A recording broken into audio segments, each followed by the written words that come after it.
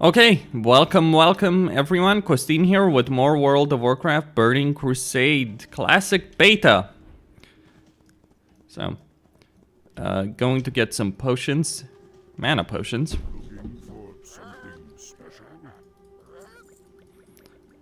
So we can do this quickly and efficiently, and then I'm gonna see if I can find some groups and see if I can rouse some people. See if they're interested in getting in.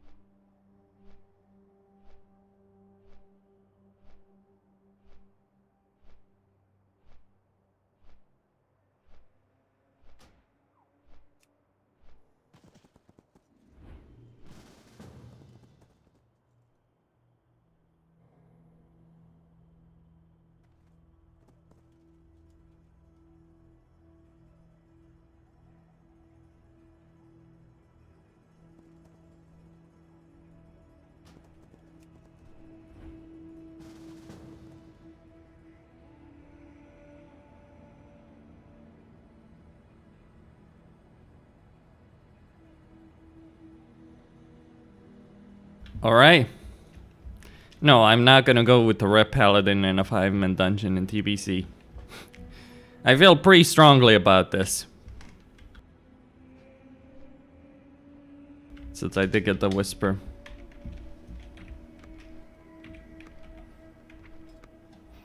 Alright. So I just need a healer and another DPSer. Yeah, gonna go with that.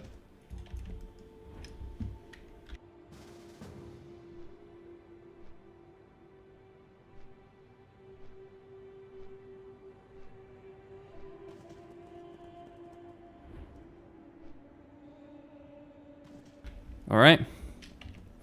So Botanica, normal. Should be a good one. Nice, quick, easy. Who am I kidding? Oh, I also need water. Before I forget.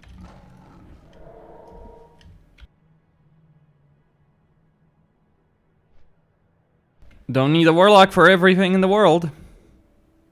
Also, yeah, I would take one if they were willing to come, but what do you suppose see? not.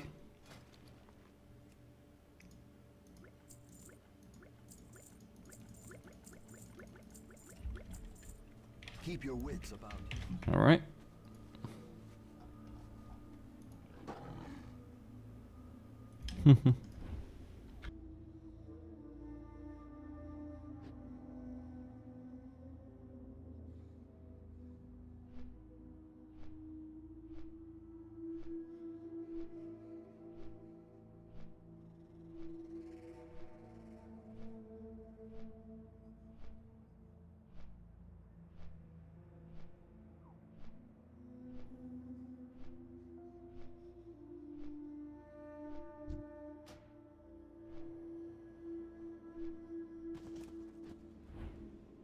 Alright, we're getting a warlock in.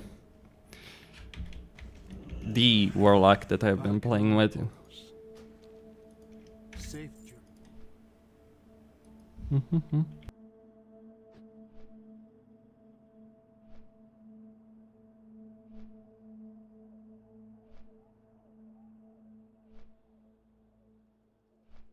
Any new info about raid tests? Well, nothing yet so far. So we don't know how they're gonna be. Well, beyond what we already have been told, right?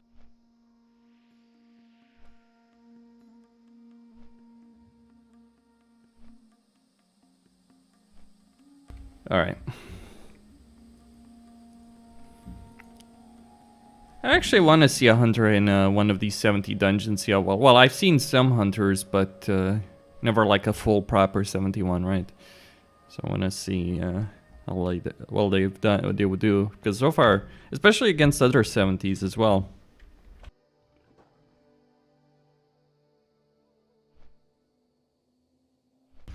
So anyway, welcome everyone. Got that joining in. All right. Okay.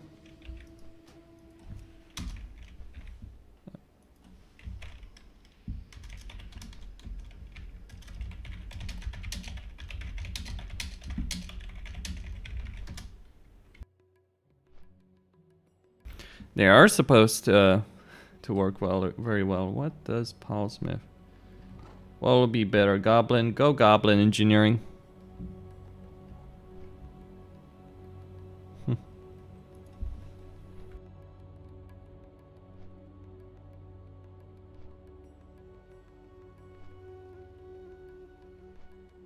And for anyone interested, I'm also streaming on Twitch for those that care. Here's a link for you, boys and girls. Over there.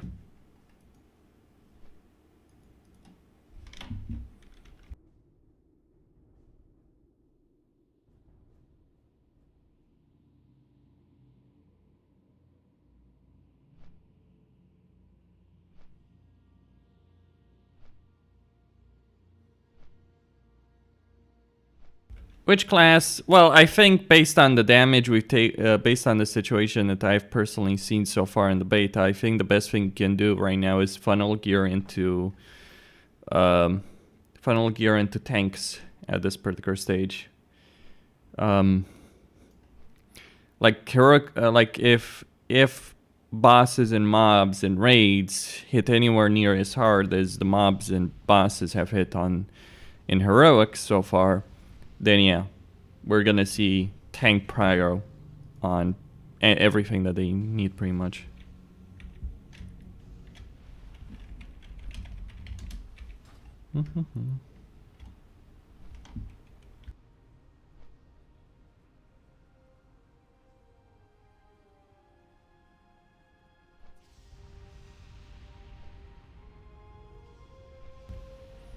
Alright, so let's do bot. Once Crix shows up and once other people show up as well.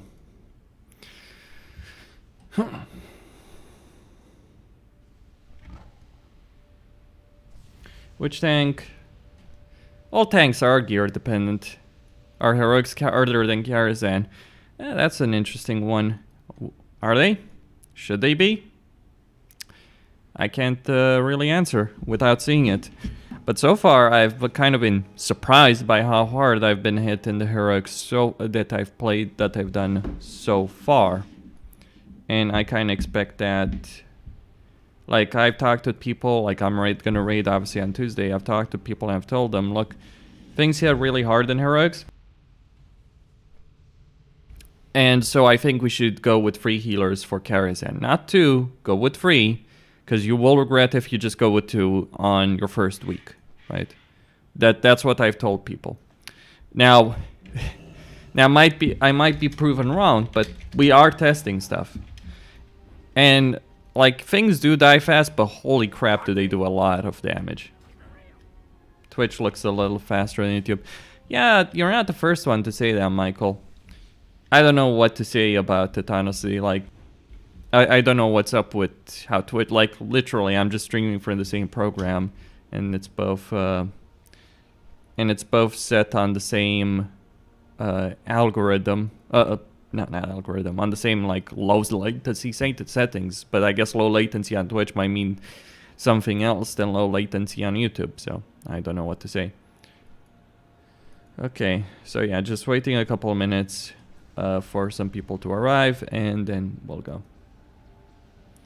think they crack. Yeah, I mean, heroics certainly were harder than most of Karazhan. Heroic epic flying already. I mean, yeah, it's a beta.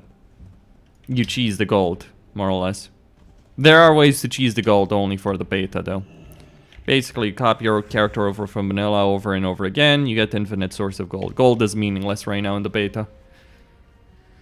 Do you think the people that have played on private servers will underestimate the damage coming in from dungeons? Yeah, I do. So I think when it comes to people that have played primarily on private servers, they'll go into TBC Classic and they'll think, oh, this is gonna be very easy because we've totally dealt with we've totally dealt with much harder on private servers, and then they'll go on the TBC Classic and they'll get smashed to pieces. That's the kind of context I see with people coming over from private servers. So, like, TBC Classic right now is very close to how difficult it was. Like, the dungeons so far are very close to how difficult things were on private servers. I'd say the normals are easier, but the heroics are, phew, holy shit. Underbog Heroic was an interesting adventure, let's say. And it was an adventure. Holy cow, that damage.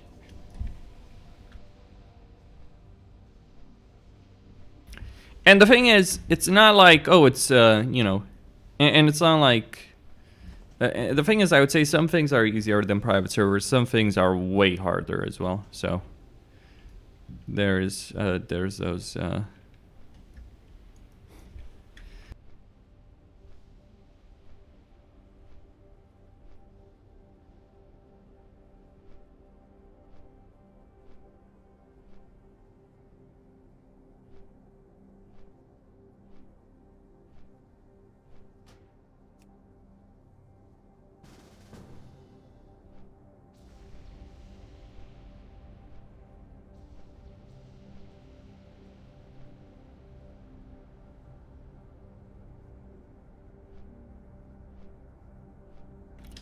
yeah.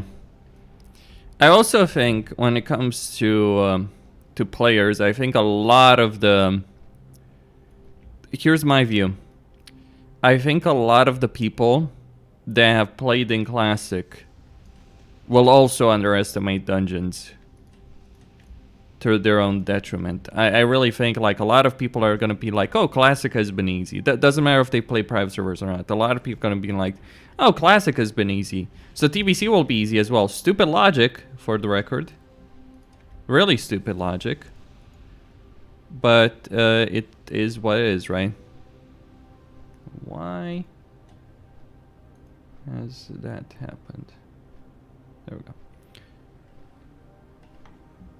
That's what I feel about that situation.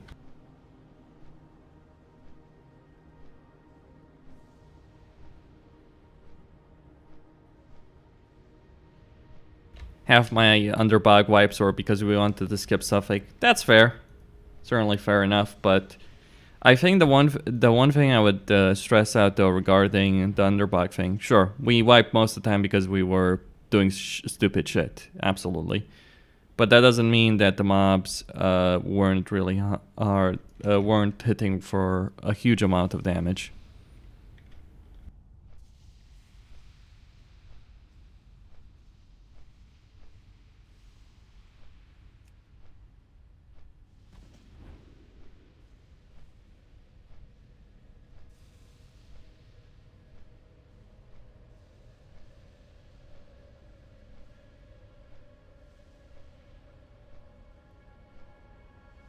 Yeah, that's kind of the thing. Those giants, I don't think they ever hit me as hard on a private server. And mind you, they are supposed to hit like that. I certainly remember them hitting like that on retail. Oh man, Underbog Heroic on retail was an experience, I gotta say. Do you think they'll nerf damage in dungeons? I don't necessarily think they should. I don't take the view. Like, here's the thing. When it comes to that kind of stuff. When it comes to, like, this idea of pre-nerf heroics and all that kind of stuff. I do think they should avoid some annoying crap mechanics just for the sake of some artificial bullshit way of difficulty. I can tell when you're alt-tabbing. How can you tell when I'm alt-tabbing? Okay. Interesting. So you figured it out. But I think like when it comes to dungeon difficulty, just avoid like things like 360 cleaves or bullshit mechanics, twitch freezes for a second, or it's interesting. Oh, so there's a freeze for a second. Okay. All right. I think the bosses seem too easy after. Well, that's what the bosses always were in heroic dungeons in TPC. They were never that difficult. There are some hard bosses. Keep in mind, the dungeons that we've done so far, like be it Slave Pen, Steam Vaults, and Underbog, they overall have very... They should have easy bosses, right? And while some of the bosses were certainly very easy, the second boss of Steam Vaults, the Trash and Tempest Keep, yeah, that's absolutely true. The Trash and TK was way harder to deal with than Void Reaver or Solarian. Not Kale, not Alar, let's say that. But Void Reaver and the version of Solarian that the vast majority of people did experience, yeah.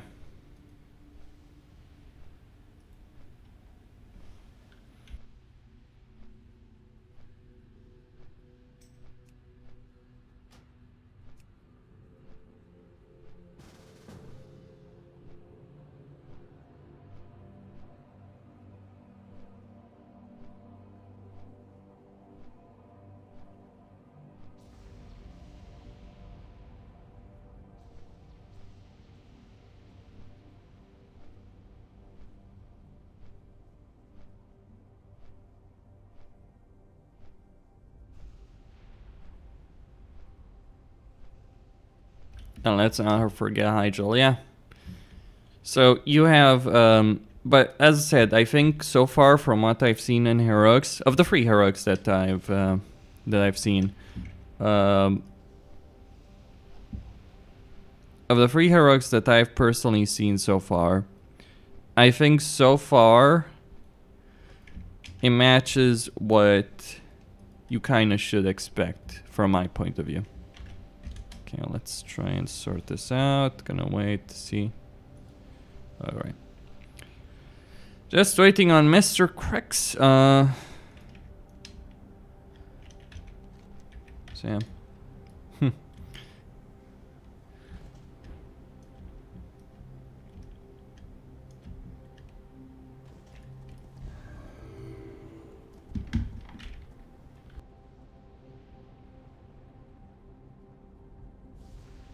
Well, who knows where Death Camp is at this point.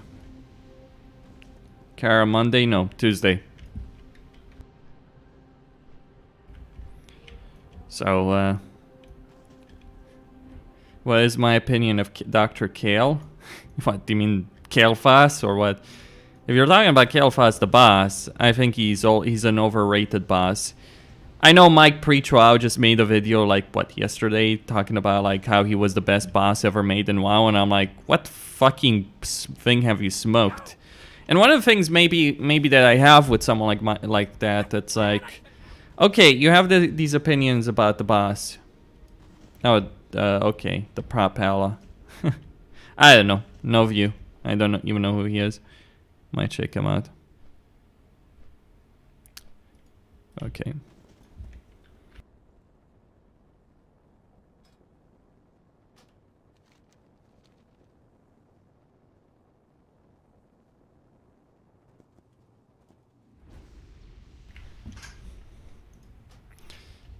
I don't have any opinion. He's a streamer. Yeah. Come on. Alright. Yeah, there we go.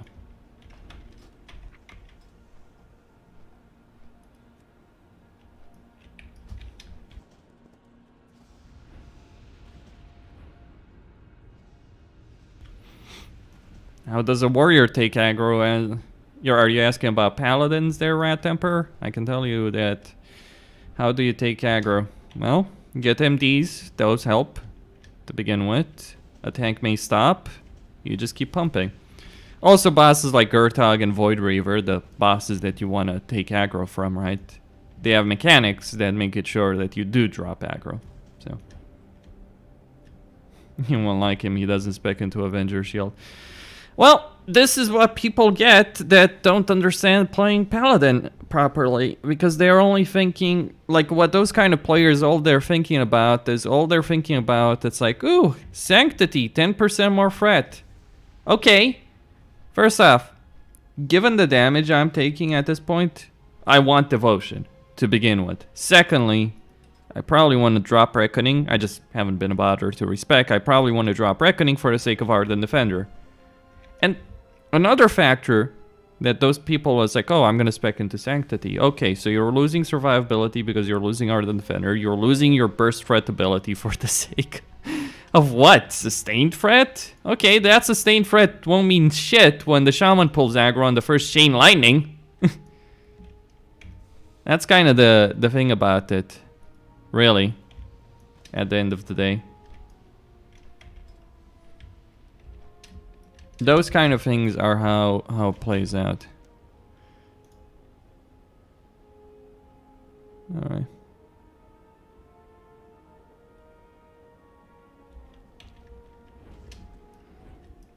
Yeah. So, yeah. Hydros aggro drops. Real life horror story.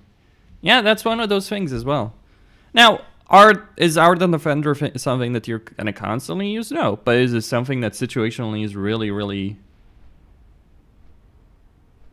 some controversial? Can we, like, when I asked him what he thinks about what he said you were into some controversial shit. Yeah, controversial, clearly. I like, if controversial is I speak my mind and I don't mince words and I call people out on their bullshit, yeah, absolutely, I'm controversial. In that perspective. Can summon people? Yeah, we can summon people to Alcatraz with lock. So I do have quote unquote controversial opinions because I'm willing to call things as they are. And one of the things I actually do have an issue with quite a lot of YouTubers and streamers and a lot is there's a lot of content creators that make videos and they're basically telling people what they want to hear. Or they're saying it in a nice way. They're very polite and kind and all that crap. I'm like, I don't care, basically. So, for instance, it's controversial for me to say, oh, I think not having tier 5 at launch is a dumbass idea. I really do think it's a dumbass idea. I've listed my reasons perfectly clear, but at the end of the day, that's exactly what I think. I think it's a really stupid idea of Blizzard to do it. I also think it's really stupid for some people to say that, oh, your raid spot is going to be fine. You're not, no, don't worry if you're a Fury Warrior or Rogue or anything like that. Or all that shit. Right? I love the YouTube video saying melee stacking will be the meta after seeing the first week of dungeon leveling, how busted Fury Warriors were with bugged Rampage giving 4. Still haven't seen them redo those videos after seeing Heroics. Yeah. Controversial things between private sorceries.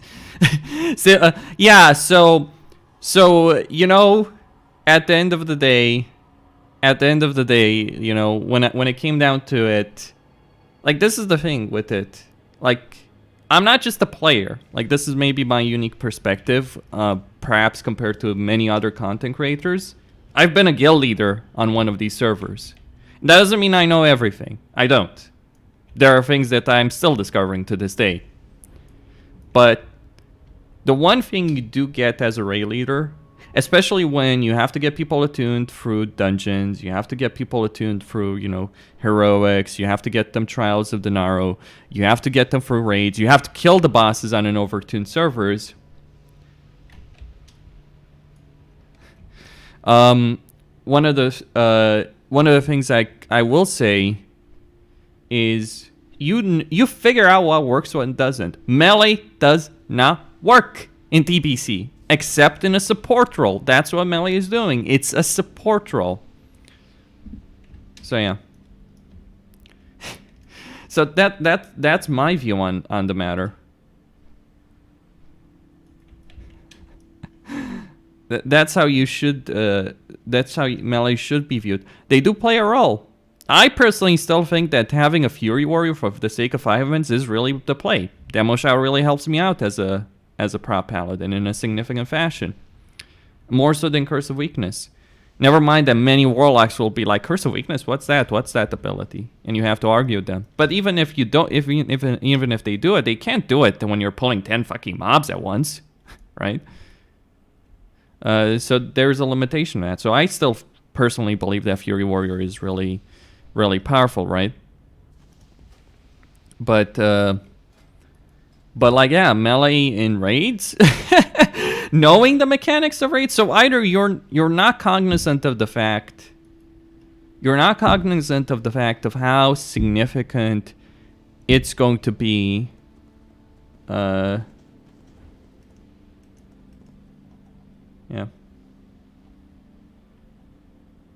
I don't think people are cognizant of the fact how many mechanics there are.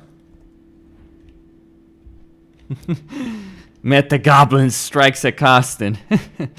Imagine Metagoblin striking a Costin. Bring it on. You know, the irony is, so the irony about that kind of stuff. Yeah, they learn fast enough.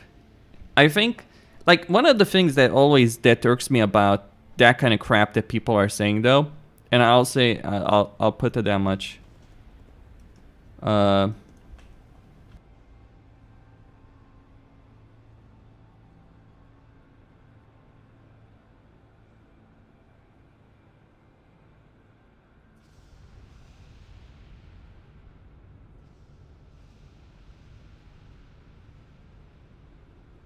Yeah, Battle Shout is useful to a degree in potentially a 5-man group, maybe. But yeah, my view on this entire affair with that.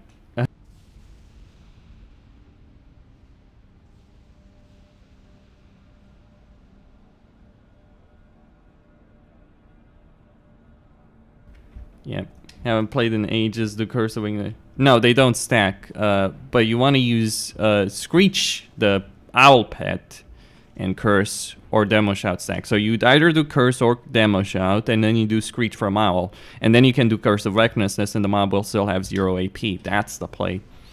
But yeah, I would say, like, from my perspective, here's why you want to bring a Fury Warrior in a 5-man. They do very high damage, burst damage especially, so they can... So doing dungeons in a 5-man is all about, even on private servers with more HP, and especially here, doing damage in a 5-man, clearing them, is all about your cleave damage and bursting mobs down, individual mobs down. That's what Fury Warriors can do very, very well, right? That's the one thing that they have going for them. And it's really powerful. Like, I would want to level with the Fury Warrior in my group if I had the option. I would want to level, I would want to do dungeons with them. And Fury Warrior has the highest melee DPS in the game. But you don't bring more than one to a raid. You don't bring more than one rogue usually to a raid, unless you have 2 rogues with Warglaives. You don't bring more than one ret, etc. Right? That's the thing. You don't. Like, how many melee can you bring, really? And it's not like and the thing is, it's not like this is some new knowledge, guys. It's not like this is some fresh new knowledge. It's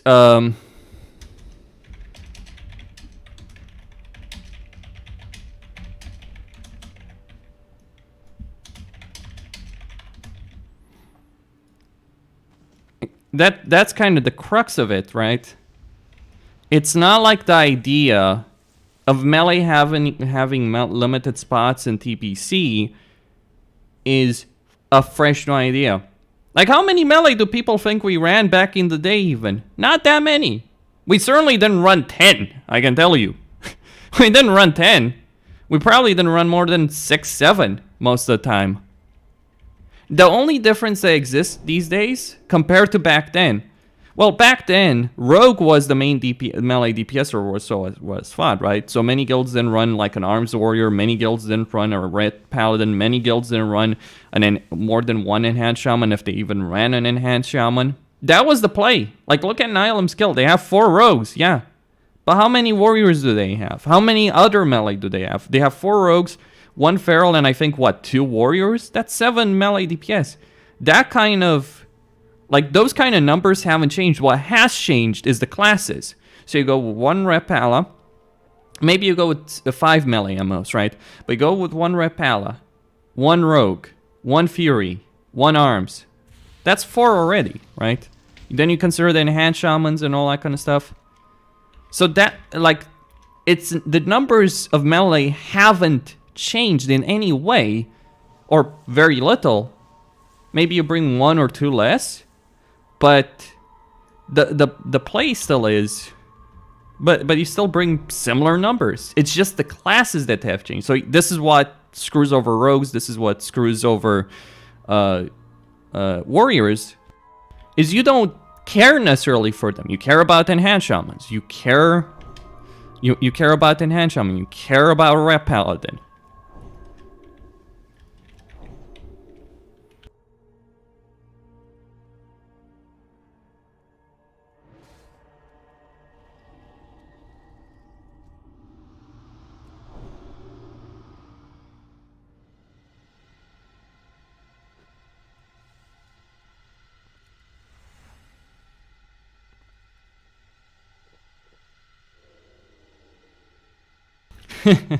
Maybe.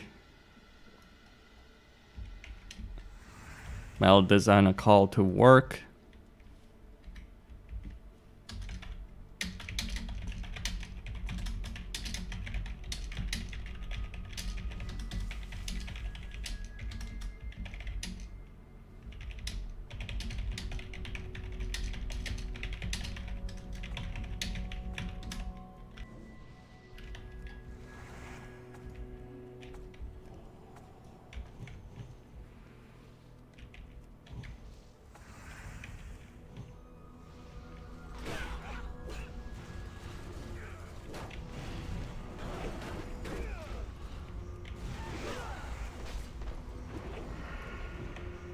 I mean, that damage is pretty high still.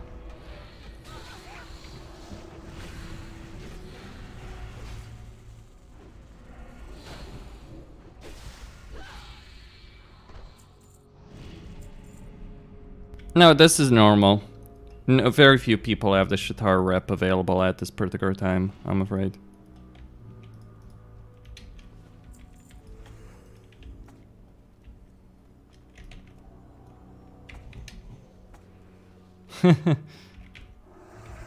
I'm sure Crix is.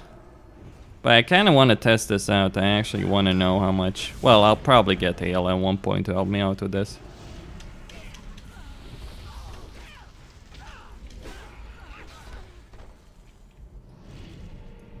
I'm gonna give Warlocks anyone who's playing Warlock, you will be doing Curse of Weakness. Get used to the notion.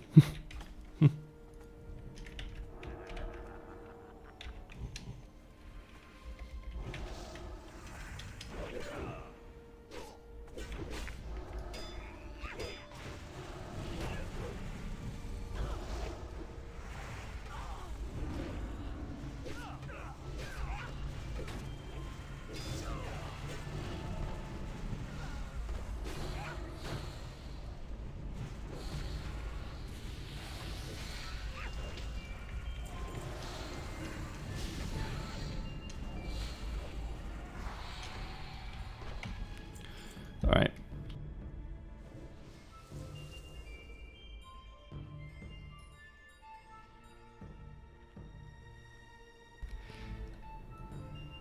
So what's your rep with Shatari? Well, I have 3.3.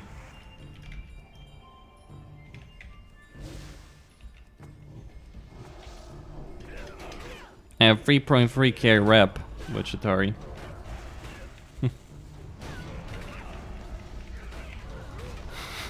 Jeez, Lina, you read you didn't read my damn chat in game. I'm surprised you're asking that actually. Oh boy. Yeah.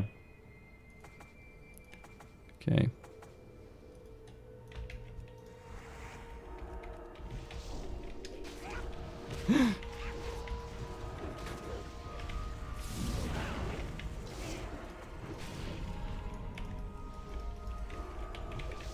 Oh. Careful, can't taunt. There we go.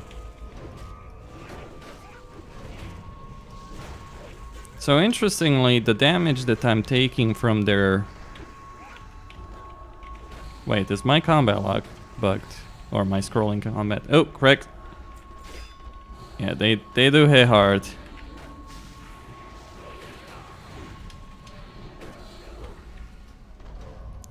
Let's see, interface, combat. Oh yeah, it's not enabled for whatever reason.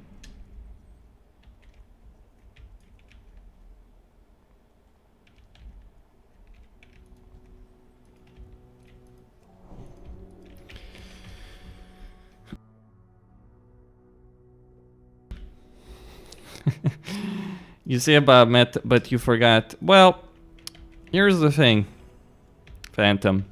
Here's what I'm gonna say about that.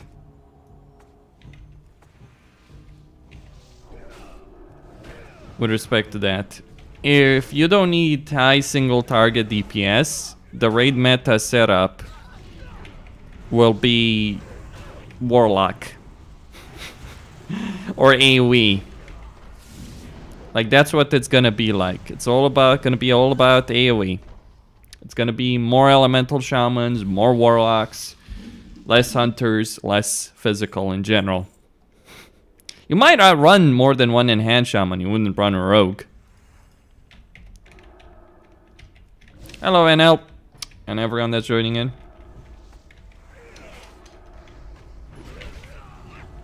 I don't dislike tanking Botanica. Well, I only hate Laj. I really do hate Laj because she never drops my damn shoulders. So yeah, if bosses are easy to kill and you don't need very high single target damage and you can make do with just like a lot of warlocks, that's what the meta is gonna be. Elemental shamans, maybe multiple boomkins for the crit in the group. All that kind of stuff. That's what it's gonna end up being for speedrunning.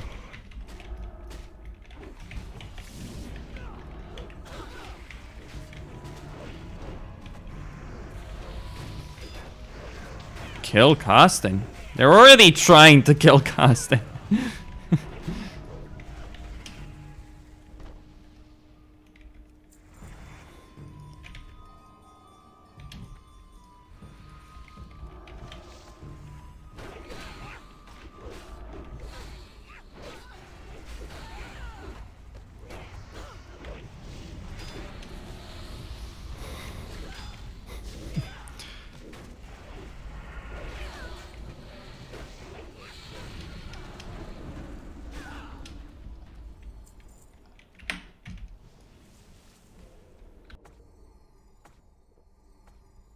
The one issue I do have with doing normal dungeons is I'm kind of overgearing them, but I don't really have a lot of fret gear right now.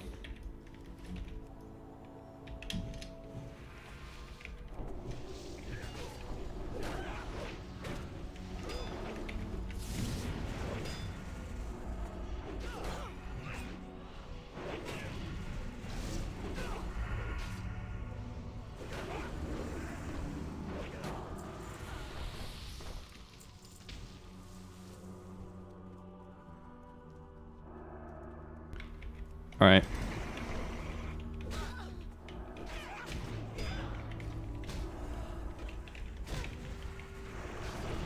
Oh.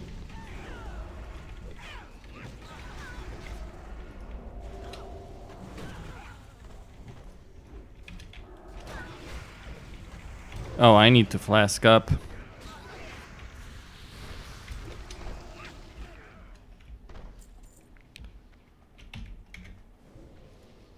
Okay.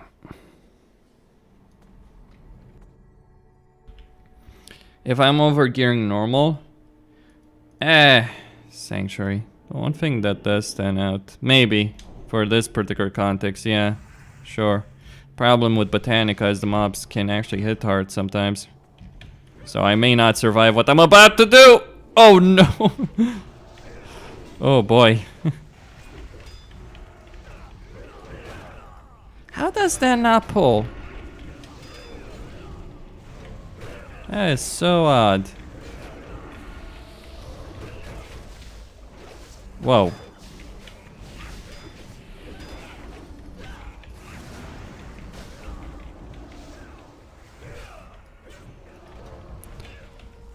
But yeah, Botanica's tricky.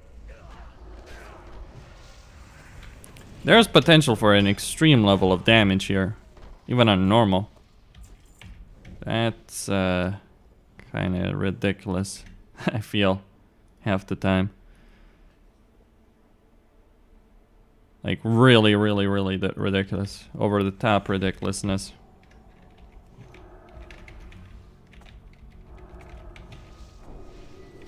I mean, so that's why Dr. Kale doesn't like Avenger Shield. Yeah, isn't it nice doing a rank 1, isn't it nice using max rank Avenger Shield pulling mobs and not having to worry about aggro for a long time, only using rank 1 Consecration to save mana and finishing a trash pack with almost full mana? Isn't that nice?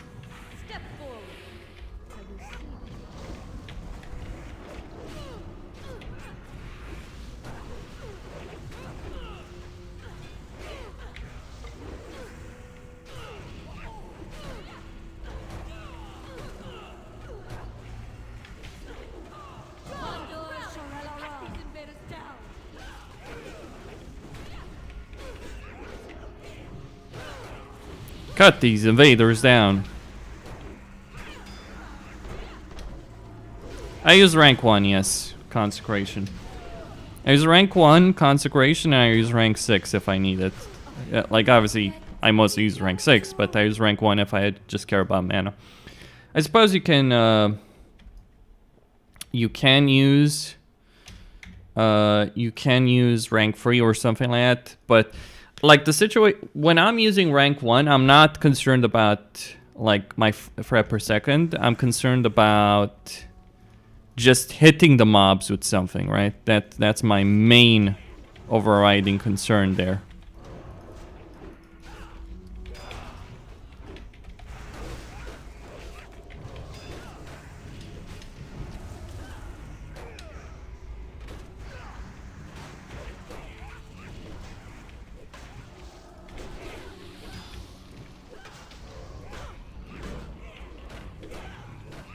Okay, this is gonna be a bad one.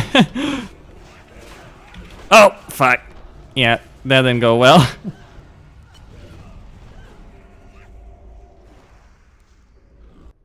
Well.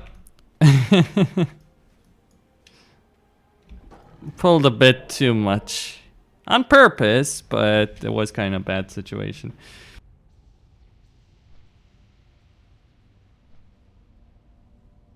I kind of want to pull too soon.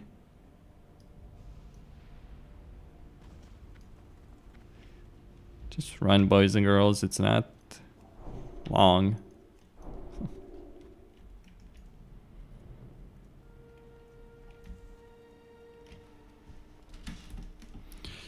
I would assume that the one button BM Hunter.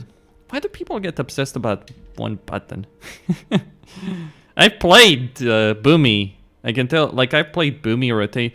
Like the thing about the whole meme about one buttons, it's always a bit more complicated than that if you want to min-max DPS, right? That's the one thing. A lot of people that haven't played on a top level think like, oh, it's just one button, it's easy. Yeah. About that. The abuse base is chill. It's there's always something more that goes into it, right?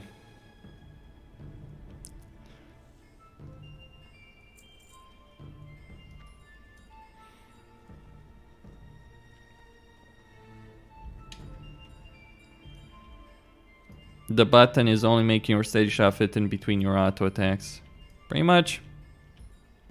And you would macro command into auto shot, steady shot anyway. Yep. Like, I admit, when I was playing TBC Retail, I had a guy playing Hunter. By the way, it was not that great, though he was an officer in my guild. It was a meme guild, but he was adamant that Hunter was a really complicated class to play, even though he was only pressing one button. So I laughed him out of the fucking... We all laughed him out of the fucking room at that point. I'm like, really? Seriously? You were gonna claim that? And my raid leader used to get angry with people with like warlocks and all that when, like on Illidan, because they couldn't... One of the things on Illidan that you need, for instance, when you're doing Illidan, is you need someone to watch the skies, right? Someone to actually pay attention to what Illidan is doing, where he's moving, that kind of stuff, right? So you can tell the tanks when he's going to do an I-beam on their side. Now my raid leader was, and ironically, a rogue. So he, like, and anyone who played TBC back in the day can tell you this without a shadow of a doubt. Seeing anything as a tank or a melee on Illidan in Phase 2 was fucking impossible. It's like, oh, just see the I-beam. What I-beam? I'm surrounded by fucking fire, and my resolution isn't high enough to support it. And my frame rate is awful. So it's like, what I-beam? The damage for the Dragonhawk isn't high on tank, but I'm only dealing with normal. Herrick's the different beast. So like basically on Illidan, true story, on Illidan,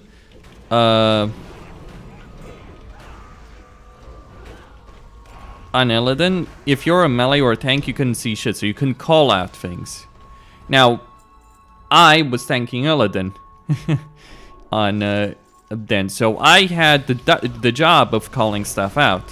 What was my problem? My problem was my computer was such a Pepega computer that inevitably I fucked it up. And when I did screw it up, the raid leader got so angry over it because he couldn't call it out. Like one time he got so angry over it because he couldn't call it out.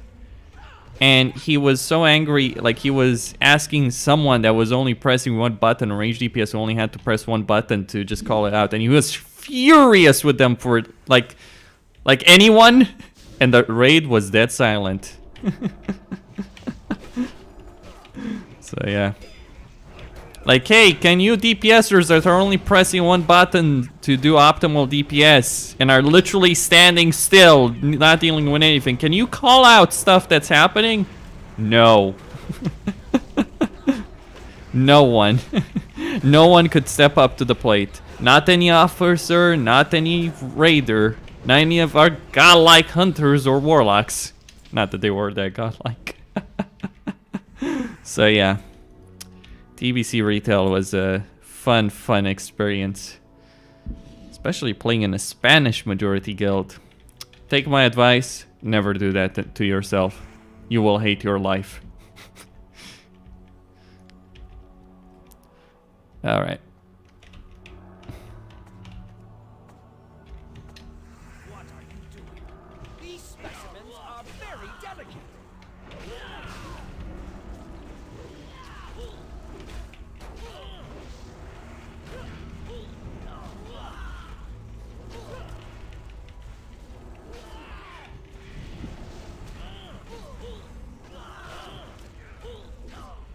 There's the DPS I'm looking for.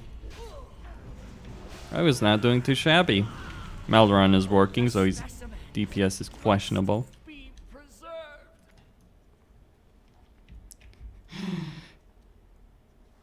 preserved. Spaniards are so loud. That wasn't the problem. They were actually really chill. The Spaniards and the Portuguese were louder than the Spaniards. The Spaniards barely talked at all. That wasn't the problem. They just weren't really good. They just weren't good at the game. I played with some really good Spanish players. In Wildstar, when that MMO was a thing, I knew some really solid Spanish players. But yeah. 10 FPS in chat. Man, tanking Illidan with like 8 FPS, 10 FPS was experience, I have to say. Like, I actually wanted to record myself tanking Illidan, but back then we only had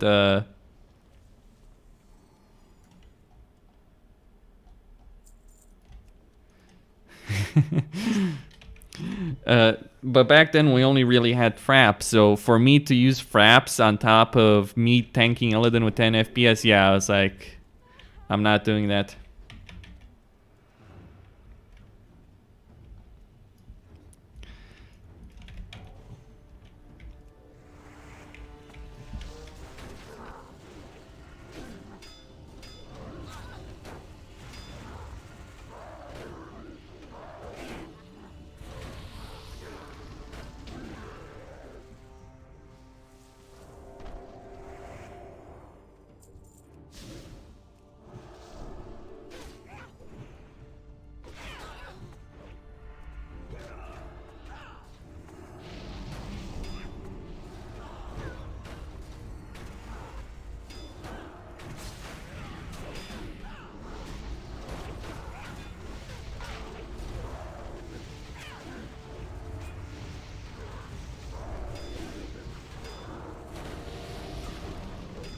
People from N8 saying some words about Latin America. What happened with all the Spanish people?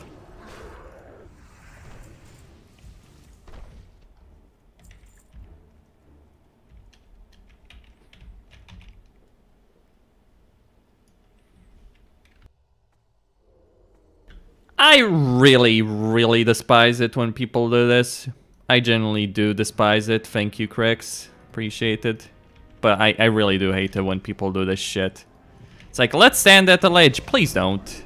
You really aren't helping. You think you are. You think you are, but you're not. Because if something breaks free, guess who has to run after and pick it the fuck up? It's like, oh, but the tank will taunt. Yeah, the tank... You'll put the tank in a really awkward position, I can say. If you pull aggro.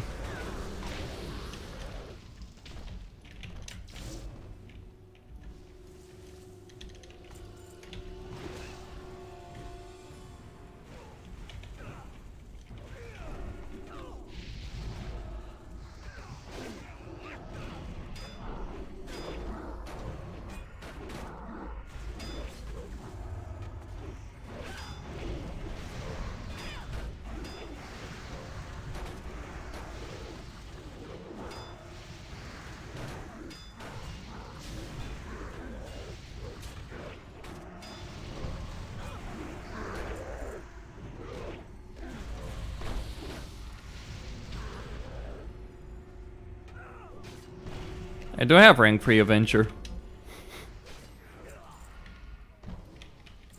He has the high ground, he showed his...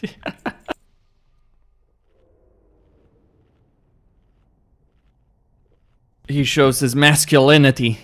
Absolutely, boys and girls, masculinity is standing on the high ground. Let's pull.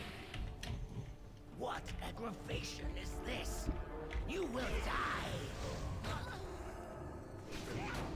Your life will be mine.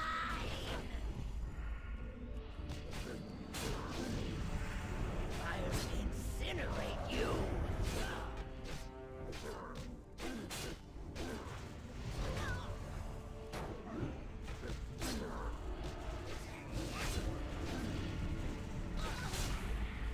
You won't get far.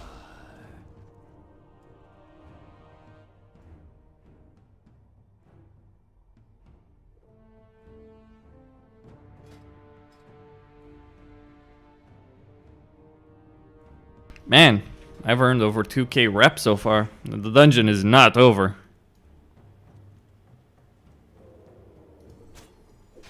Yeah, Botanica is really the place where we farm rep, isn't it?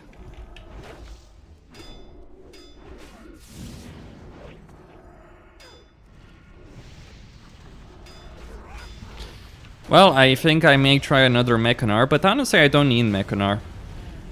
Hello, hello.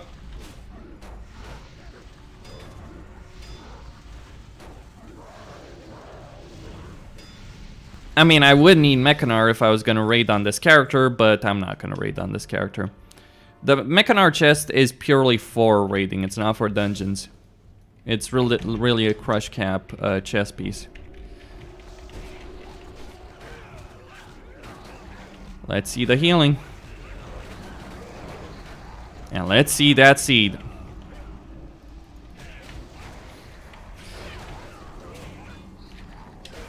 Death and Decay, boys and girls. Move? What is movement?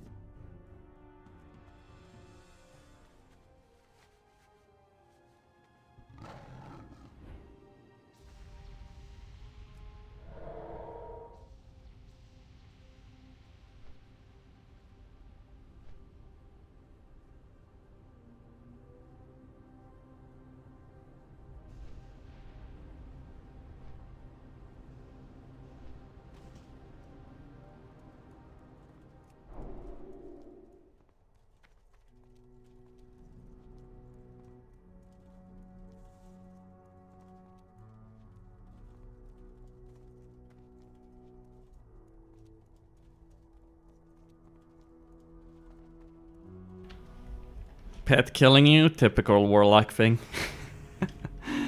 Well, you revive when you release in Tempest Keep Dungeon. You revive at the graveyard because you have to fly over there. And the idea of flying while dead was not something added until Wrath.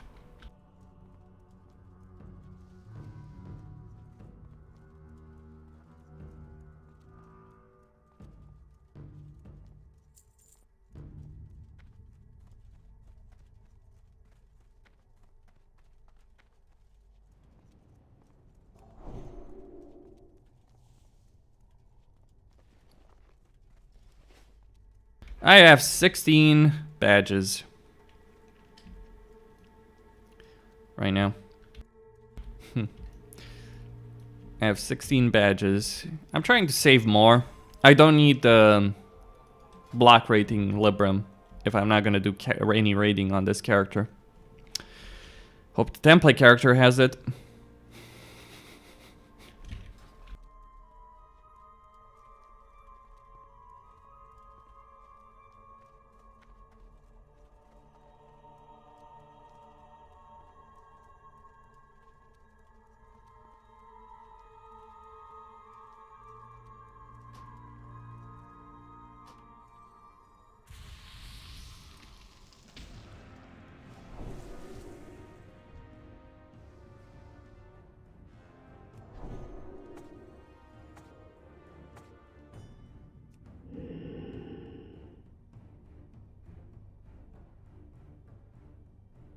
Alright. Seal of Vengeance might be better, but I need to do some proper testing on Seal of Vengeance. On its damage, on its threat. I can't claim... Oh, wait, what am I using? I can't make any claims with regards to Seal of Vengeance just yet.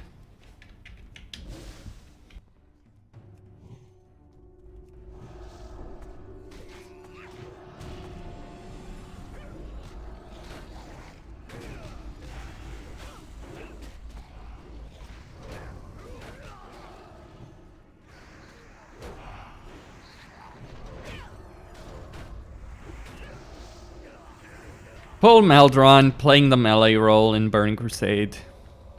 Embracing his enhanced dream. On the floor of the dungeon. See, that's all there is to enhance to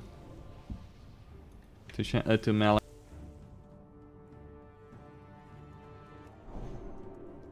Nope, I'm not saving for the shield block trinket at all. I'm saving for the spell power trinket.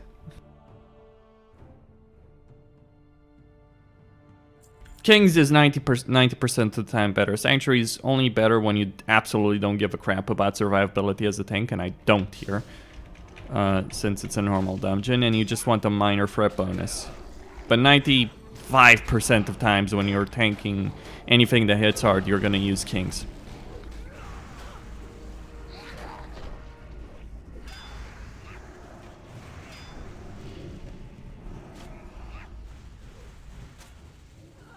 The melee experience. I think Aeol would unfriend me at that point if I did that though, and I've actually considered it. With that very name. I'm not even joking. The melee experience in TBC.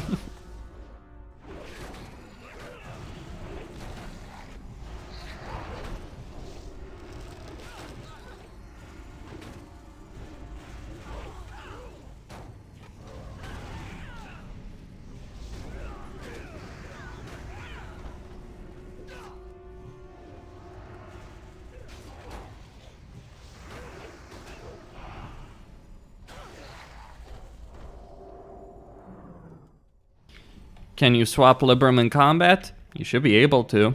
The one thing though about it, the one thing about the about it is, do you retain the Libram effect?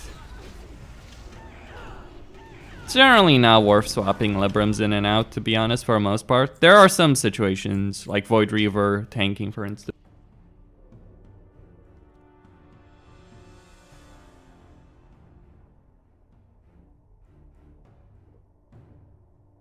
I already stopped playing on Karazhan weeks ago. I think I stopped like 2 days after the beta, and I stopped streaming the day I got, like pretty much when I got in the beta. Let's see that, those seeds. Oh, come on, Shaman. These mobs don't hit hard. You don't have an excuse here of some AoE other ability. I might have an excuse of losing threat, but that was interesting. Poor Crix, he's gonna die. Could have bopped him. They really don't. Oh. Wait, Salve? Wait, he didn't have it? The fuck?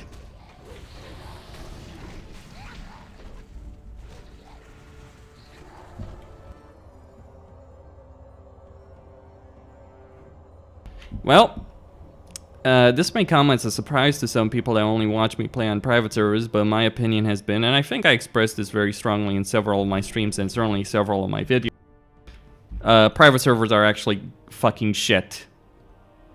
This is my fault. Clearly, this is my fault.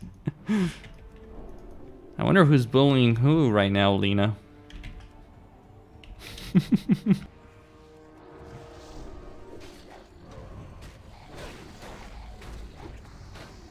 Deathcam not healing. They should, but it's kind of hard to say, really. Maybe they removed the fear.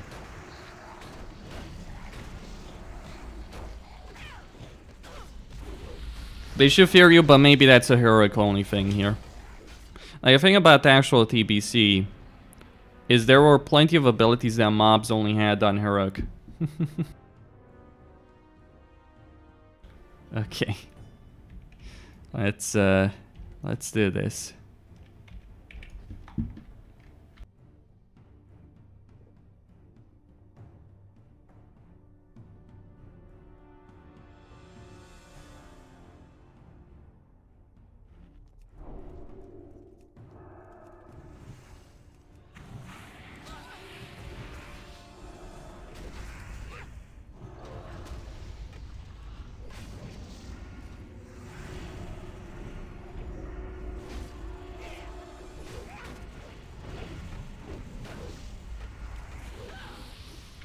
Yeah, and I call this a she. Did I? Good. I admit, you know what? One of the things that really gets to me these days, and it really does get to me, is like all these people. Right, no cloak. Again! Wow. Holy crap, that actually is probably the best in slot cloak that you can get as a tank for the sake of resistance tanking. That resilience is sweet. You can get the PvP cloak, by the way. I'm gonna take this, actually.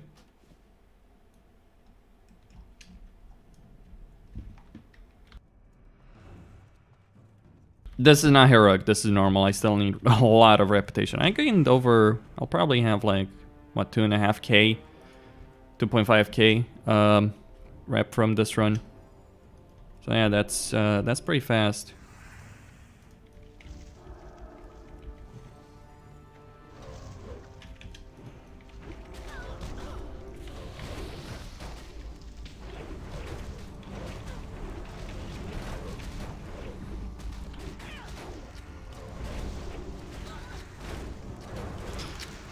Yeah.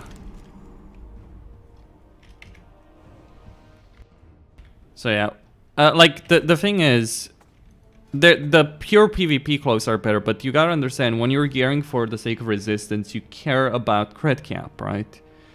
And you can get that with defense, but why bother with defense when you can get the resilience cloak, right? I tanked this on heroic on my warrior today. It went a bit different. Yeah, I need to do several more runs before I can do this on heroic. I wonder how much rep a Mechanic is, but I don't care about Mechanic. I actually want the shoulders here. So I'll probably run it again.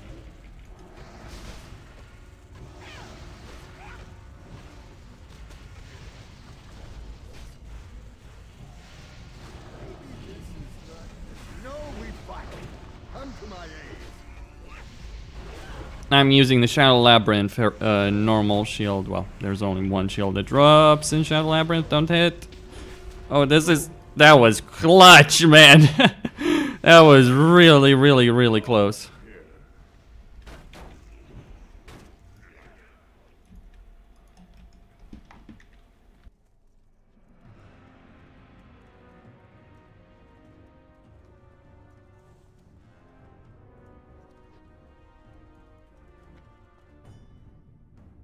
I wonder how 90% of these pulls will look like with the warrior tank. I guess I'll find out eventually, because I do plan on playing my warrior tank as well in TPC. Yes, Costin is going to play a warrior.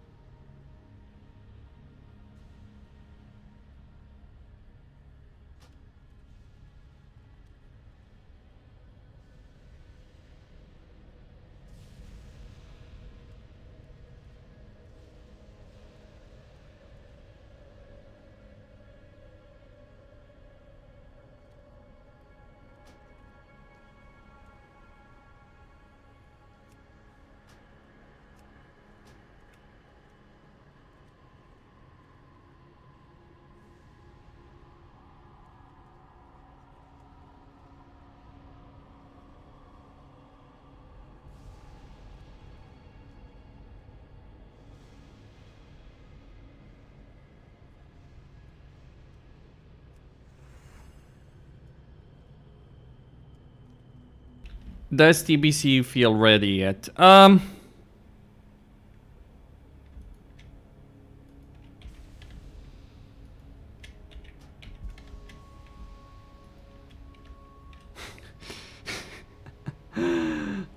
man, these choices are not good. Oh boy.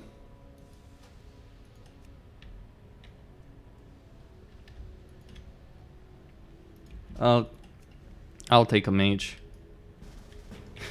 No offense, but I already have one melee. I don't want another.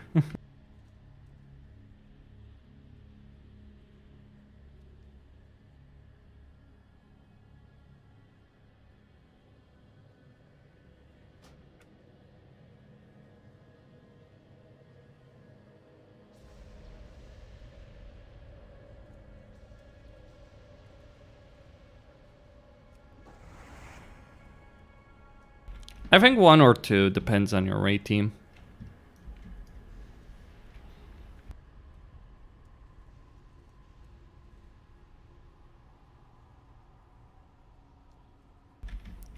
Prague can probably be like, I guess we'll see how Karazhan works, but because I have talked with, and I'm sure you guys will be happy about this, but I've talked with Varbane. I'm gonna raid with him on Tuesday, and I specifically asked him I want to test out as much as possible on a prop Paladin, right?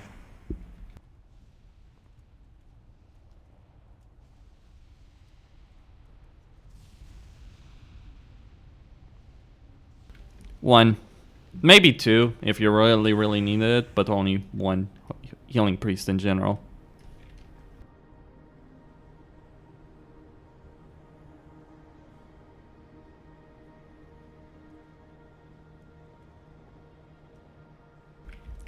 Yeah, what time? Well,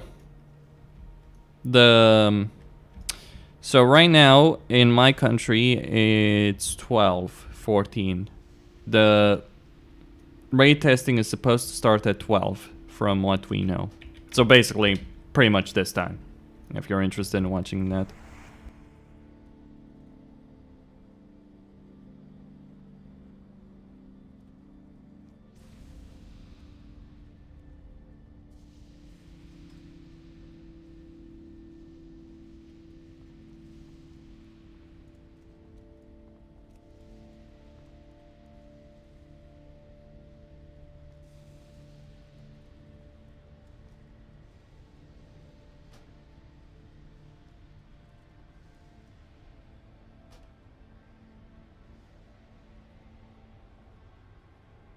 Heals are lacking still. Oh boy.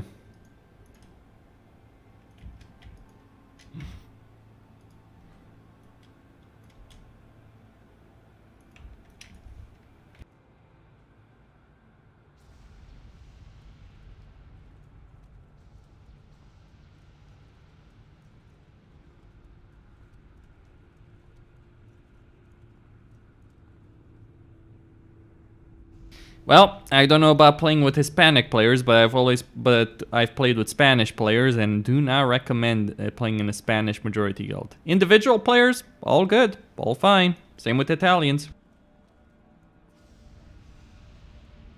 But not in a Spanish majority guild. But again, Hispanics obviously are different.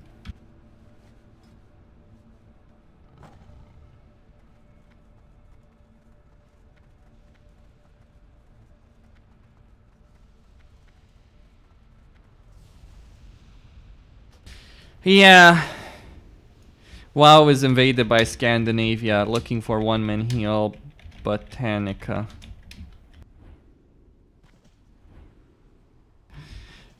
WoW is invaded by Scandinavia. Yeah. So, I think, you mean invaded by West Europe. So, I think when it comes to... they don't quit it, easy. So, I think when it comes to... So I think when it comes to the issue of like Scandinavians, I've played with some really good Scandinavian players, some of the best in the world, really. That was what Dream State was. The one issue I have with them, they're good players for the most part. They're complete and utter douchebags at the same time, most of them. Like Germans can be nasty bastards to deal with, but they typically aren't douchebags on a personal level. Norwegians, Danes, and all that. And I have friends who are Norwegians, Danes, Swedes, all that, right? Many of them are massive douchebags, especially the Danes.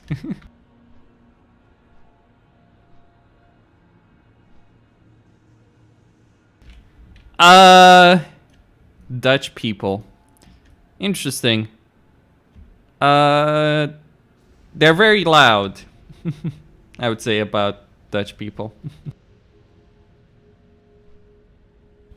They're not bad. They're not horrible people. That's what I think. Like most part, I've had friends who are Dutch, really good friends even. I've never had I've never had the impression from the Dutch that they're complete douchebags. Same with kind of the Germans. Like some Germans can be really spicy, but never really douchebags. Austrians are douchebags, though.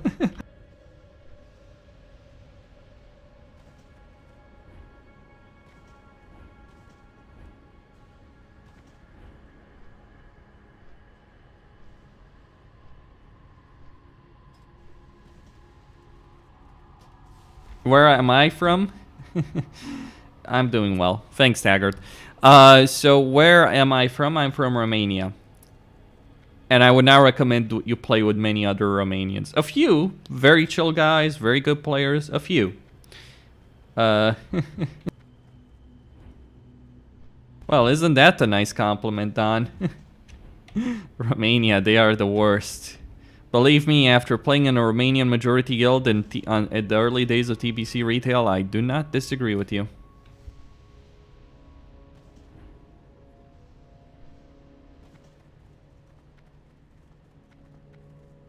But if you're Romanian, why don't you play warrior? Who says I don't?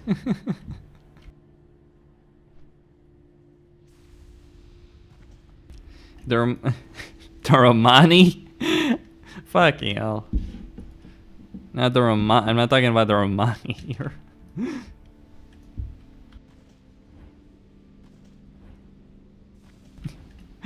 Oh, that's interesting. The Romain... okay. Fair enough. Xiao. You got me.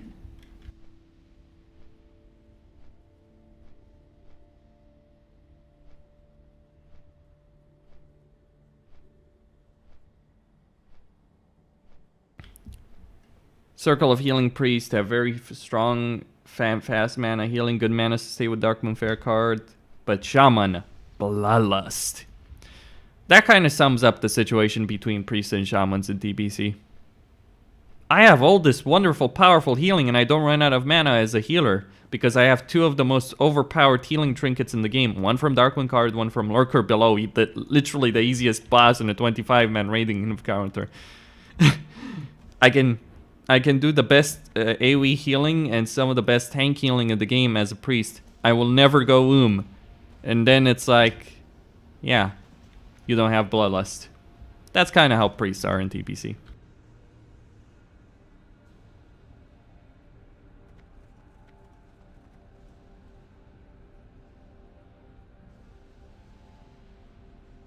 Have I ever played with Bulgarians? Oh my gosh. Have I ever played with Bulgarians? Yes! And I really don't want to do that again to myself. Ever. Like I've known some pretty nice, genuine, sweet Bulgarians. I've also met a fellow by the name of... his name was Tripled. Now, anyone who's watched me in my stream knows that I'm a sarcastic a-hole, but I never get going on someone, nor do I really lose my temper with the person in the game, unless they do something that really genuinely ticks me the fuck off, right?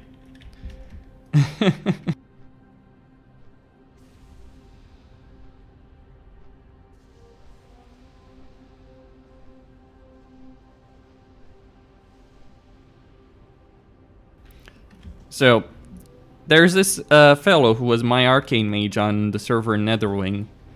He was the most obnoxious all you can imagine raiding with. Do you care? No. If I cared about the world first race, I would play in a guild that cared about the world first race. I would play in Resist or something like that, or Dream State. Whew. Like, if I genuinely did give a crap about that kind of stuff, yeah, I would play in a guild like Resist or Dream State or something along those lines. I could. Or potentially. I could at least, I would have a good shot at getting in. But because it's only tier 4 and tier 5 is delay, who gives a shit, basically?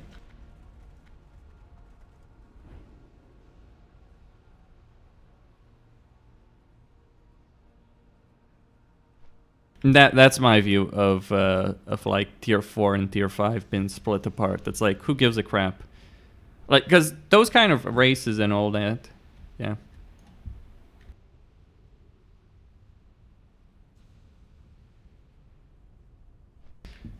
I haven't tested, have I tried to see if the wave mechanic before the last boss in Mechanar can be cheesed? Nope.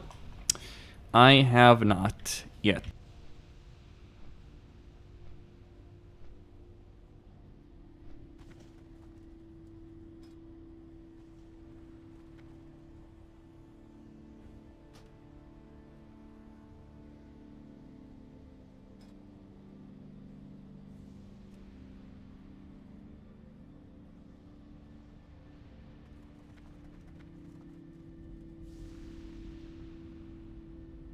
Cost, and the only positive about tier 4 and tier 5 split into tier difference that there will be less people.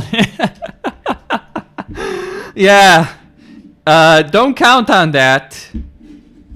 Pete, don't count on that, I can tell you. Don't think that some people aren't gonna go crazy hardcore. Probably less, as you're correct on that.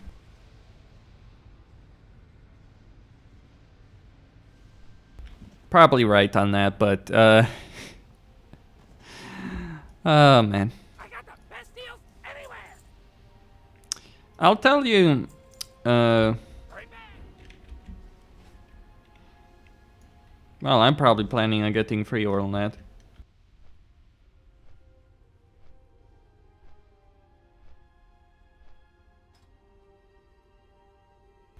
So, right now, there are free druids online.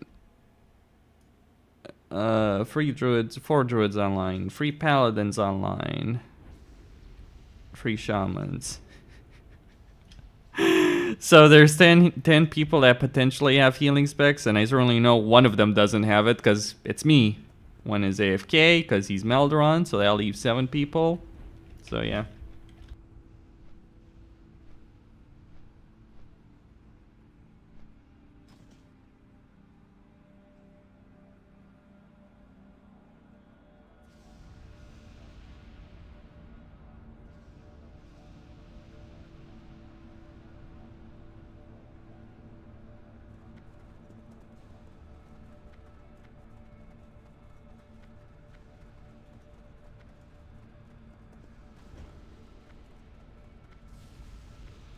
What I don't understand is why people don't think they wouldn't be able to gear up their characters, level up and gear up their characters with tier 5 if that was available. I've heard that argument to like, oh, I hope phase 1 lasts long because I have a lot of characters to gear up.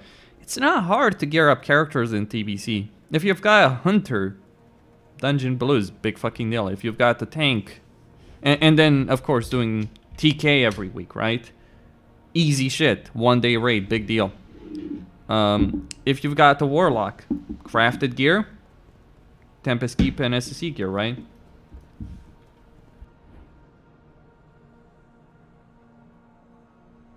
I think Blizzard's plan, they're looking for a justification to prolong the beta.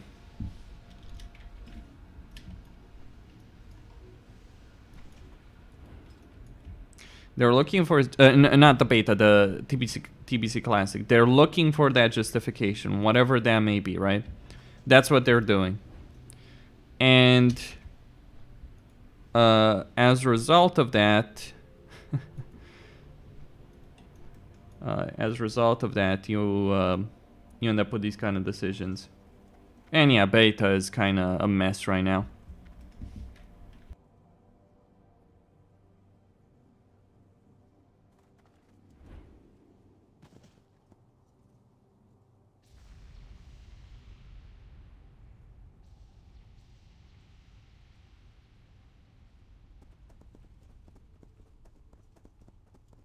Nope.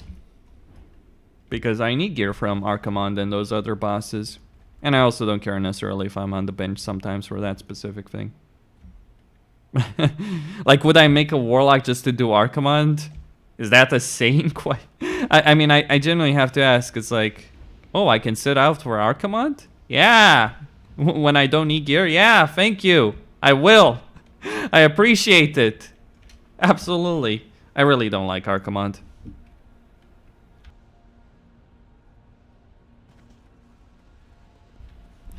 So I guess we're all waiting for Papa Death to show up. You go to bed.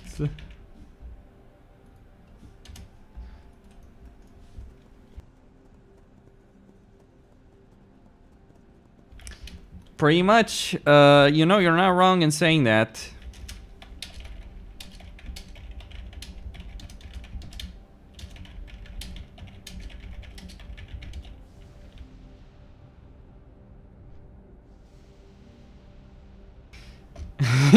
Costin, you're benched for our command. Yeah. Guess why I'm gonna play an officer in a guild, because I really hate to test that crap, that fucking shit. Like seriously, the one thing you can do for yourself for your quality of life, if you're playing a paladin, a prop paladin, is be an officer in a guild. They can still bench you, you can still be benched, but yeah. Like 8 AM.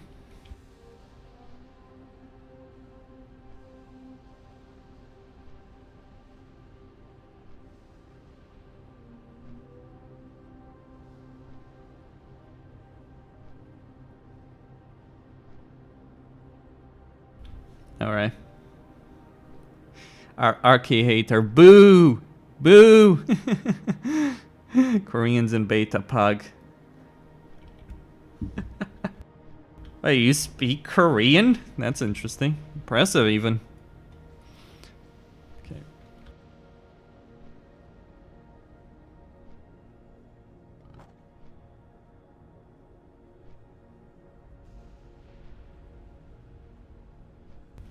But yeah, right now it's like questionable regarding. I think it might be like obviously Dev Camp decided that he actually wanted to get some sleep apparently.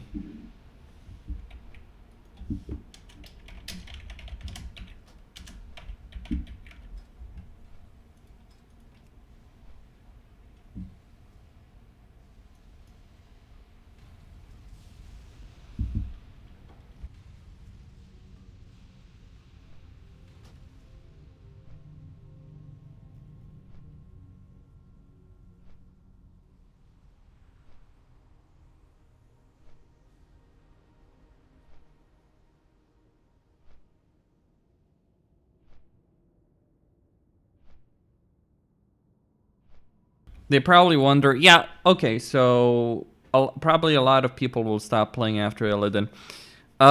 This is absolutely true. That is going to happen.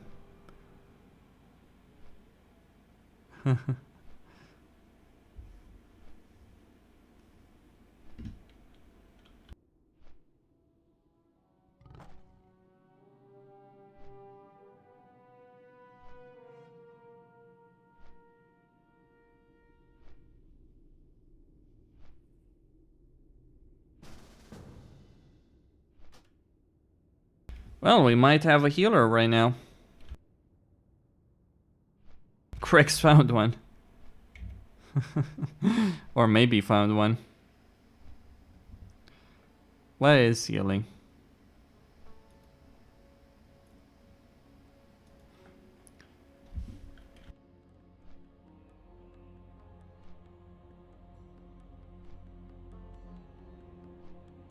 But yeah, this is why I personally take the view.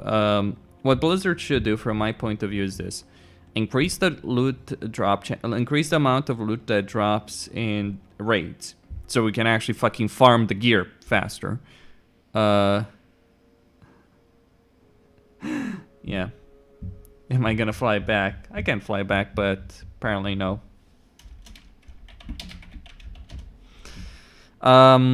So. Yeah. So what's gonna happen is this. So I think like Blizzard should increase the drop chances of loot, or the amount of loot, like one more tier piece per boss, one more loot item. That would be enough. And then have TBC Classic last a year. Just a year. Make that plan, set it in motion, have it last a year. Have it as difficult as you want, doesn't matter, but have it last a year. Because that would work, especially if you release tier 4 and tier 5 together. Then you wait half a year, then you wait, 4 months, something along those lines for tier 6. 4 months for maybe like 2 months for that, right? For Zul'Aman or something like that.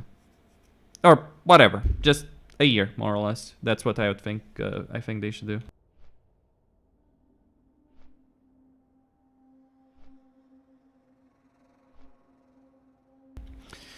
Do you think, yeah. I think people will be fine if they farm High Warlord Grand Marshal gear. really with groups, regards to groups. That's my plan personally. I just did some quests, a couple of quests, got some plate pieces, and I was good to go in terms of tanking dungeons. I'll have better gear when I'm starting TBC Classic because I'll farm the High Warlord stuff, right? So that's my plan. There. Alright, let's actually test some stuff here. So...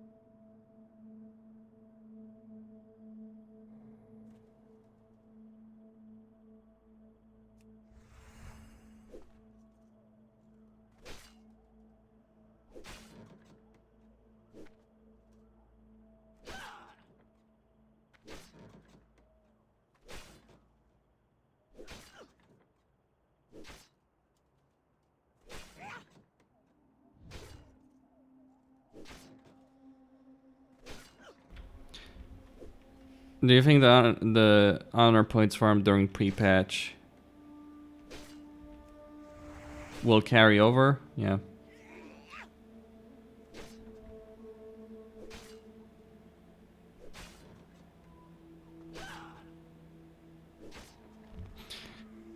It's about the same, I guess. But that's just part of the equation between... That's 540 damage. Let me keep trying to judge this.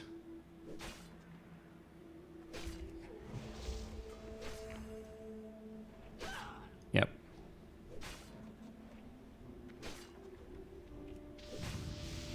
Let me try switching to... Okay, just gonna reset. Alright, let's try again.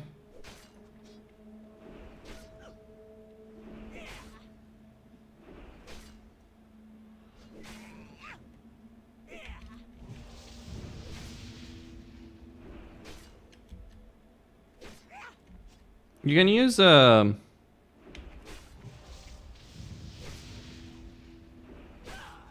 the judgment is more damage if you have five on the target.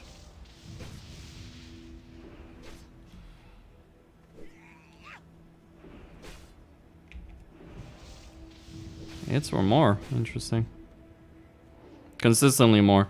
So it might be worth it to use SOV. I could have been wrong all along about it. I don't know. But keep in mind one thing about Seal of Vengeance. It might start out really good, but right now I actually have crap spell power. Right, so it's like, well, decent enough, I suppose. But, yeah.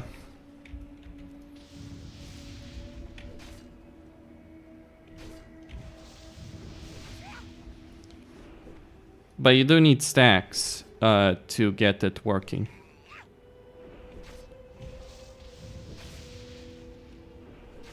Yeah, the SOR, the Seal of Righteousness does get affected by the tier 4 set bonus.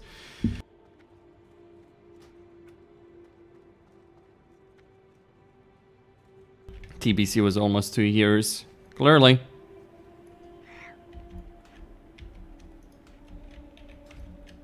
Can you swap? Yeah, you can, but obviously you have other stuff and it's eating a GCD. Yeah. Or finding groups for raiding. Joining groups for the sake of raiding. That's what I'd say. Let me try something. Yeah, the healing mates, like every weapon that has healing gets a portion of that spell power converted in a portion of that healing converted into spell power, right? So it's like you have 80 healing, you get some spell power on top of that. Yeah, 1/3 of healing basically. So you get like what 20 plus 23, something like that spell power, like or 90, you get 30 spell power. So the higher warlord weapon does have that going for it.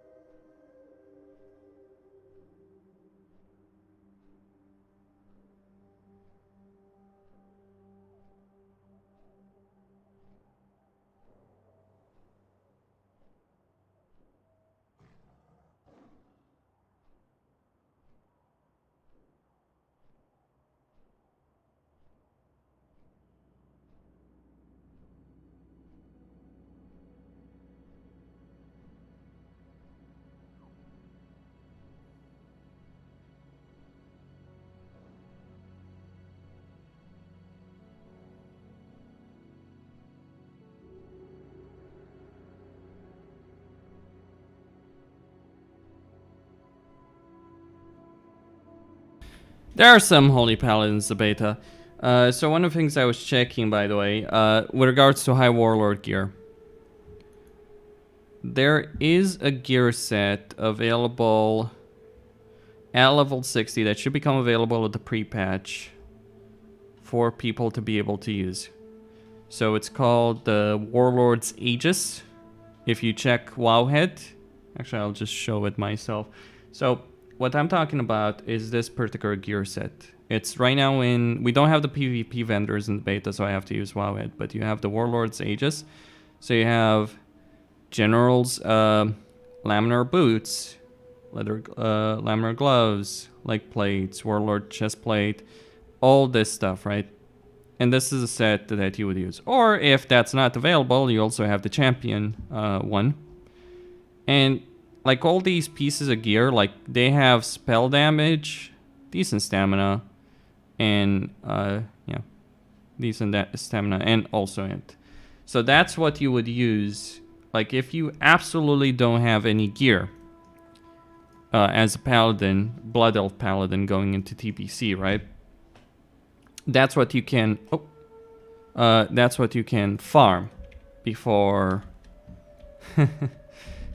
That's what you can farm, and also same as Alliance, by the way. Like if you're lacking gear, like you can use that, and those gear pieces will be good enough to actually help you level up. Like you can do ramparts and blood furnace easily with that gear, or even worse than that gear. I've done it worse, and I held aggro against fully tier 3 geared players, fully tier 3 geared warlocks with Atiish and all that kind of stuff.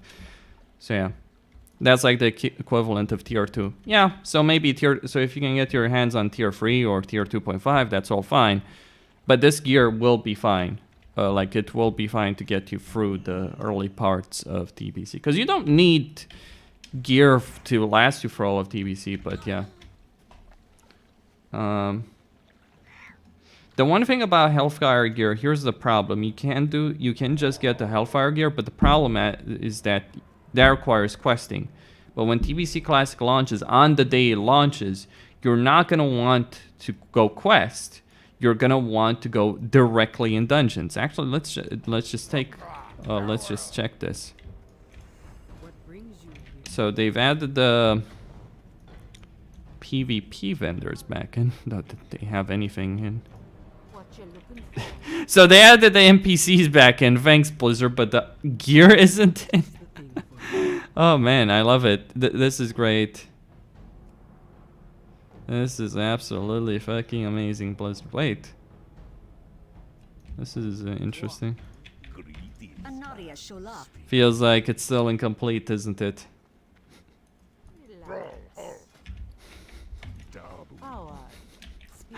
Well, at least the vendors are in right now. I'll take that as progress.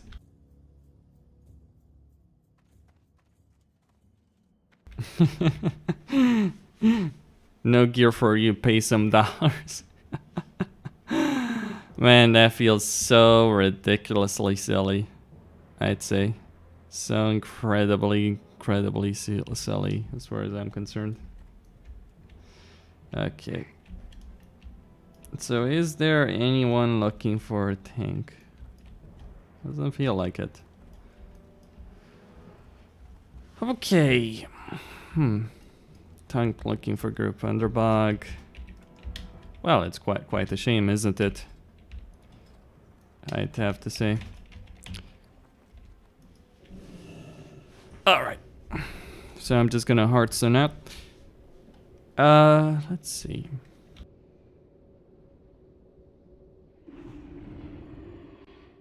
One of the things I actually didn't check is whether or not the Netherwind quest was in. I think it is. Not the full chain, mind you. I don't expect the full chain to be available in TBC right now. It shouldn't. Though, if they have Netherwing at launch, okay, you have daily quests. I wonder if they're actually going to have daily quests from the start. How long did it take to hit 70? Well, let's see. I have about 4 days played. But keep in mind, I was not efficient at all. And there were also time... Actually, no, this is not fucking correct in any way, shape, or form. 3 days? 2.5? Something like that? I'd probably say 2.5, because keep in mind the beta did have level limitations, and I did reach them. And I did play, especially like the 68 part. I did play quite a few hours there, so... I'd probably say 2.5, 3 days, something like that. 3 days played, it took me to get 70. I could have done it faster, much faster, in quite a lot of ways. I did quests, in terms of leveling, I did quests, and I also did a lot of dungeons. I did a combination, but the problem with the beta is there's only so many dungeons you could do. People didn't want to just spam dungeons, right? People didn't want to play the beta at all by the looks of the whole thing. Like, if we look at things right now, in the beta, we only have like 34 people that are level 70 on the entirety of the PvE server. That are horde, so it's probably like 60, 70, right? I think there are barely any invites. There's a lot more people than that, though. Like, let's see, 60. There's over 50 people that are 60, right? Let's see, 61. So there's a lot of people that have gotten in the beta recently. I think Blizzard did kind of open it up a lot more for a lot more people, but people are not going to level from 60 to 70, especially when the raid testing is not going to be, yeah. But I bet, well, no, I don't think going into Zangarmarsh is the play at all. I think doing ramparts over and over and over again is the play. So there's only 24 people that are 61. There are over 50, there are 60, there's only 24. That should give you about an idea of about how things stand right now. And this is kind of like, I wouldn't say it's prime time, but it's pretty damn close to it. So yeah, 24 people there. There are 61.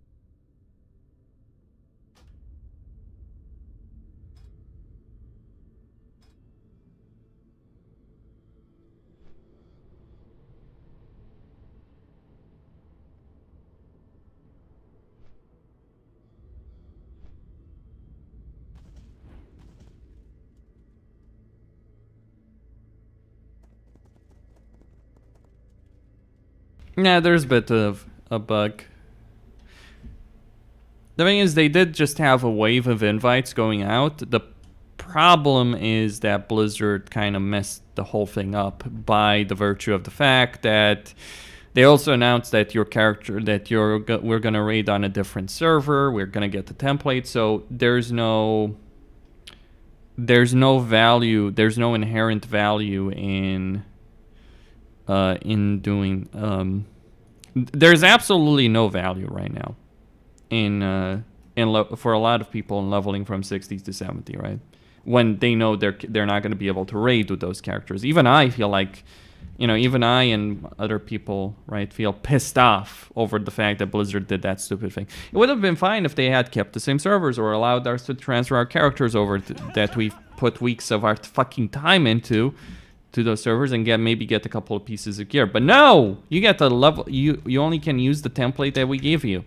So there's no point in any of this. There's no point gearing up. There's no point in that. And sure, for myself, for other content creators, there's obviously a value in what we're doing. We actually want to test, but a lot of people just don't care. And yeah, what Phillip just said, that's how a lot of people feel right now about the TBC beta. So right now, for me personally, there's I don't hear we're here to test what with who. You can't force people to play. At the end of the day, here's the thing: we are not obligated just because we got. We're not obligated just because we got in the beta to do shit for Blizzard. That's the thing. Blizzard really fucked up things for everyone because they removed any incentive for people to play outside of those raiding days. What's the point? There's no value in it. I don't think it's a surprise that the only healer that I've had consistent success in getting a hold of is also a content creator like myself. He literally streams. It's his job. No one else gives a crap in any way. You can't force people to play a beta, and people aren't. So yeah. I think Blizzard invited too many US players, but I think the reason they did that is because what they did, to some extent, right, they invited Scarab Lords and rank 14s from both US and EU. But from what I know, and I could be wrong on this, I'm not entirely certain, but from what I know, they also allowed content creators, the people that I got in the very first wave, they allowed those kind of people that are in their private Discord, because there is a private content creator Discord. I'm not part of it. Whatever.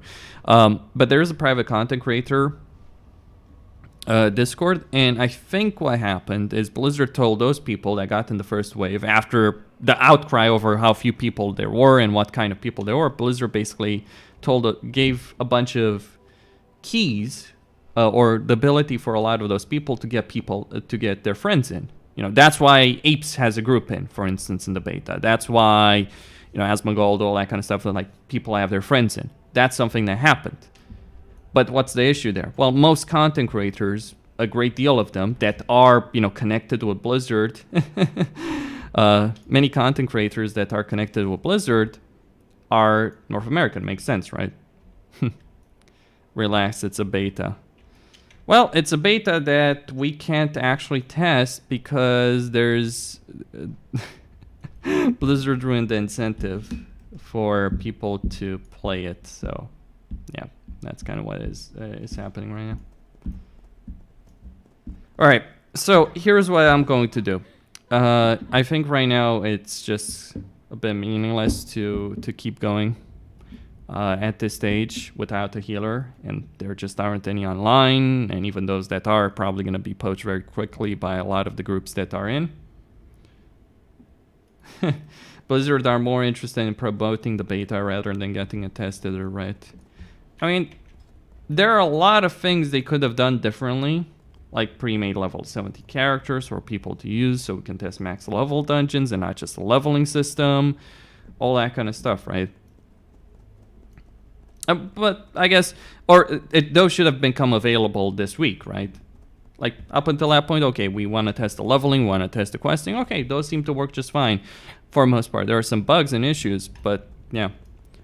But we should have gotten like level 70 max level characters. Because the important thing is about that, we need to test mechanics. We need to test how things work. We need to see how like mobs are affected by Curse of Weakness. We need to see how much armor matters, how much, you know, as a tank, those are the kind of things I care about. We want to see how much inspiration matters and what kind of impact that's going to have. We want to see, oh, are melee going to be viable in a 5-man or raiding situation? Those things are important. And they're important to test outside of just like 6 hours of Karazhan that they're going to give us on Tuesday.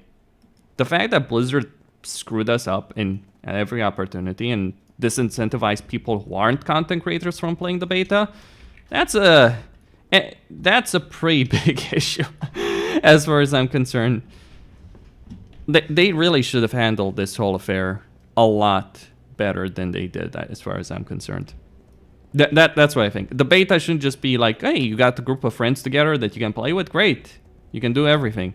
If you don't, good luck being able to do anything. And that's the issue right now with it.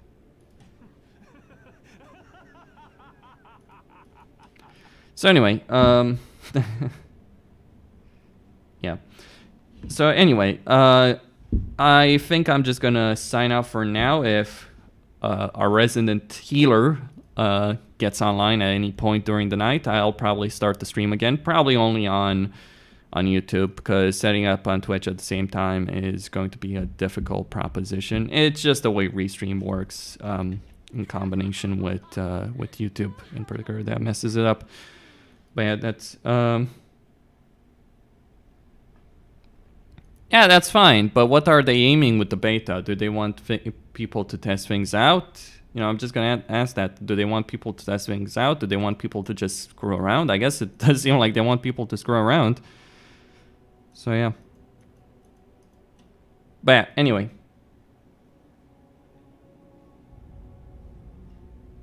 So anyway, stay tuned for more, everyone. Thank you all for watching. And don't forget to subscribe, like, and enable notifications. And I'm very grateful to have you all here.